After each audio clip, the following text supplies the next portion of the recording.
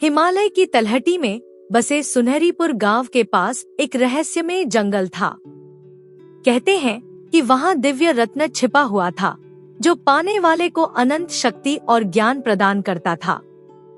लेकिन उस जंगल में जाना आसान नहीं था। कई लोग गए पर कोई वापस नहीं लौटा। 12 वर्षीय आरव को रहस्यों की खोज करना बहुत पसंद था। उसने बचपन से इस जादुई जंगल के बारे में कहानियां सुनी थी। एक दिन उसने तय किया कि वह इस जंगल का रहस्य जानने जाएगा। सुबह का समय था। आरव अपनी लकड़ी की छड़ी और रोटी का पोटली लेकर जंगल की ओर चल पड़ा।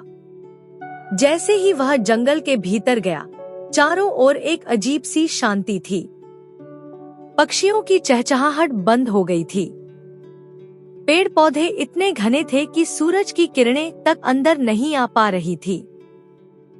चलते चलते आरव एक बड़ी झील के पास पहुंचा। झील के पानी में हल्की नीली चमक थी। तभी एक मधुर आवाज सुनाई दी, तुम कौन हो और यहाँ क्यों आए हो? आरव ने चौंक कर देखा। झील के किनारे एक हरी लता लहरा रही थी और उसमें से वही आवाज आ रही थी। मैं आरव हूँ। मैं दिव्य रत्न की खोज करने आया हूँ, उसने साहस से कहा। लता हंसते हुए बोली, मैं कृष्णवल्ली हूँ, इस जंगल के हर रहस्य की जानकार। लेकिन दिव्य रत्न तक पहुँचना आसान नहीं है। वहाँ जाने के लिए तुम्हें 3 परीक्षाएं देनी होंगी। क्या तुम तैयार हो? आरव ने बिना सोचे समझे हामी भर दी।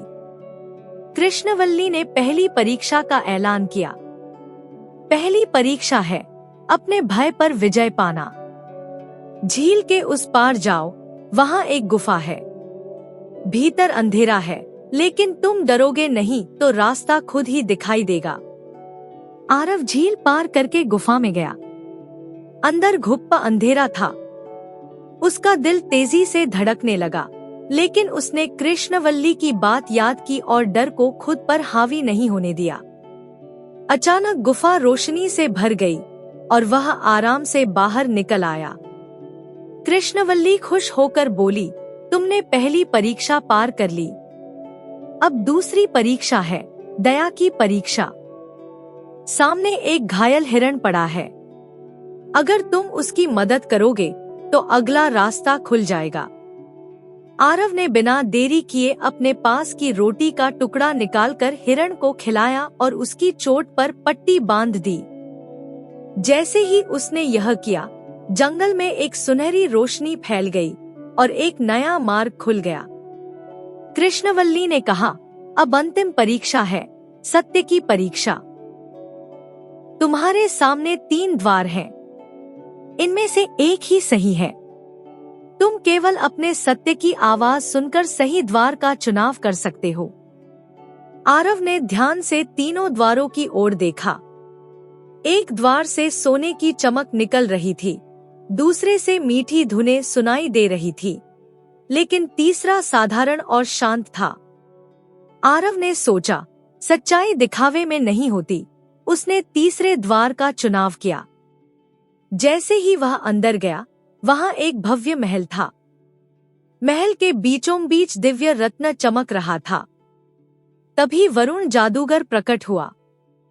उसने कहा, बधाई हो आरव, तुमने साहस, दया और सत्य के मार्ग पर चलते हुए यह परीक्षा पूरी की है। यह दिव्य रत्न अब तुम्हारा है। लेकिन याद रखो, इसका उपयोग केवल भलाई के लिए करना। आरव ने सिर झुकाकर वादा किया। जब वह गांव वापस लौटा, तो वह सिर्फ एक बहादुर बालक नहीं था, बल्कि ज्ञान और शक्ति से भरपूर व्यक्ति बन चुका था।